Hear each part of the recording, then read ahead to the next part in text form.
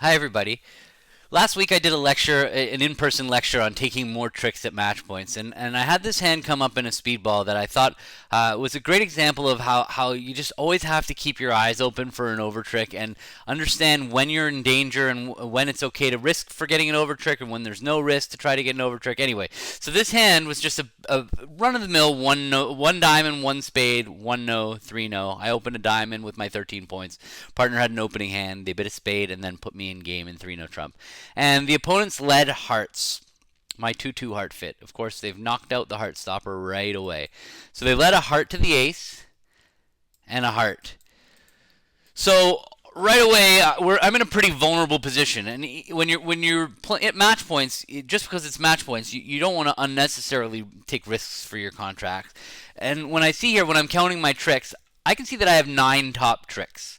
I have this one heart that I've just won, 5 diamonds makes 6, ace king of clubs is 8, and the ace of spades is 9. So I have 9 top tricks. And when I'm looking around for extra tricks, there's not that much hope. The club suit is not likely to provide a third club trick, or unless they make a million discards in clubs, I'm not going to get a third club trick. Spades is possible that I could get an extra spade trick, but I can't do it without losing the lead first, and the opponents have the whole heart suit. So but the thing is, I shouldn't just claim 9 tricks, because what's going to happen is I'm going to cash my 5 diamonds, and the opponents are going to discard. And right now, there are still 5 hearts left in the deck, right? 8 of them were played, and there's still 5. So I've already lost 1 trick. And if I do ever go at spades, and let's say I play a spade to the jack, that's going to probably lose, and that's going to be a second trick. So as long as there are still 3 hearts out in the deck, I'm at risk. If I lose a spade, I'm going to be at risk of going down in my contract. So what I'm going to do on this hand is I'm going to run my diamonds, and I'm going to really focus on the heart suit. That's the suit that if the opponents pitch enough hearts, then they're going to take away the danger I have of letting them in. I can't let them in while there's still too many hearts out, but all I'm going to do is focus on how many hearts they discard.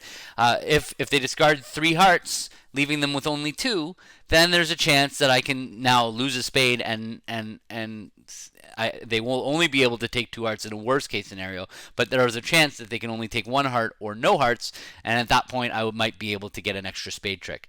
So I'm going to play my diamonds. I'm going to start by playing a diamond. I played a diamond to the 10, give West a little moment of happiness, thinking that, ooh, he's finessing the diamond and my partner's going to win it and we're going to get the hearts.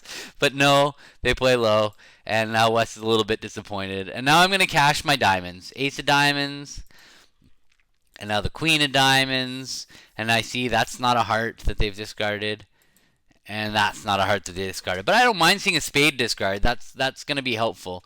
That could be helpful. Now I play a third diamond. There's still 5 hearts out. I haven't seen any hearts. Still not a heart. Boom, there's heart number 1. So now there are 4 hearts out. Now I play another diamond. Ooh, there's another heart. Now there's only 3 hearts out.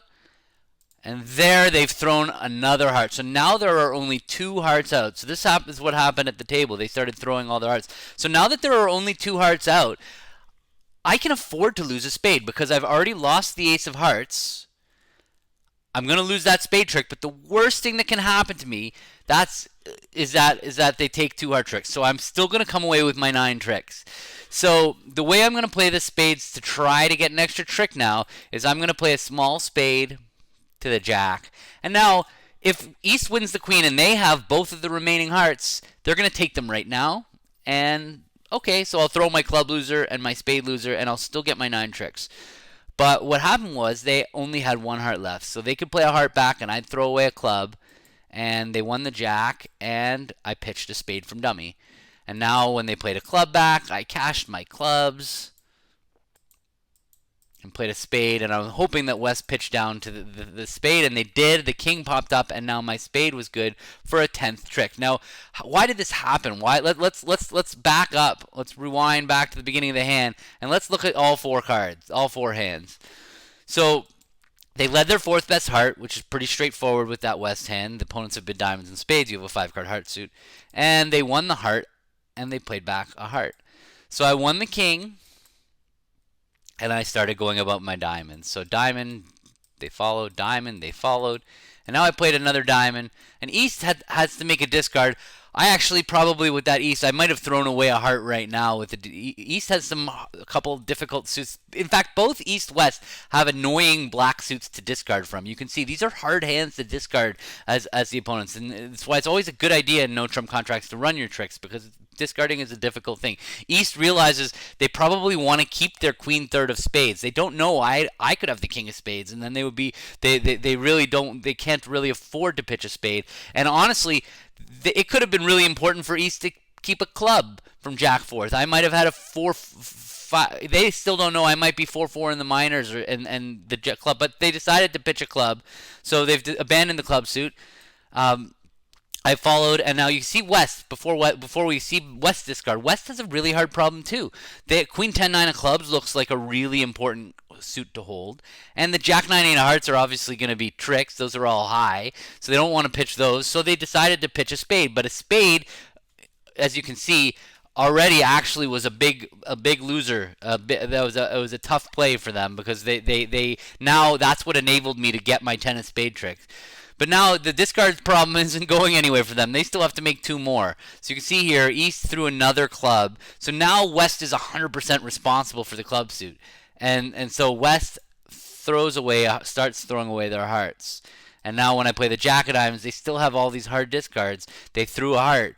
So now when I pitched a club, and you can see the spade suit, I played a small spade, and now that King Doubleton is going to get finessed and then dropped. So I lost that spade. They got their 1 heart, and now when they came back a club, you can see that I cashed my couple clubs, and now when I played a spade, the king popped up.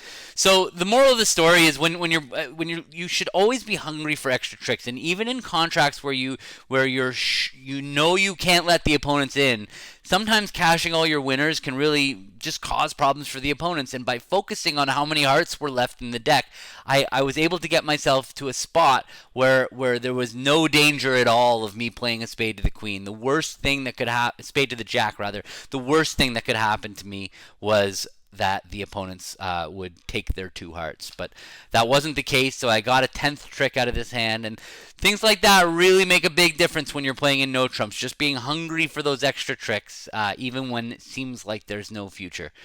All right, thanks for spending a few minutes with me, and I will speak to you guys soon.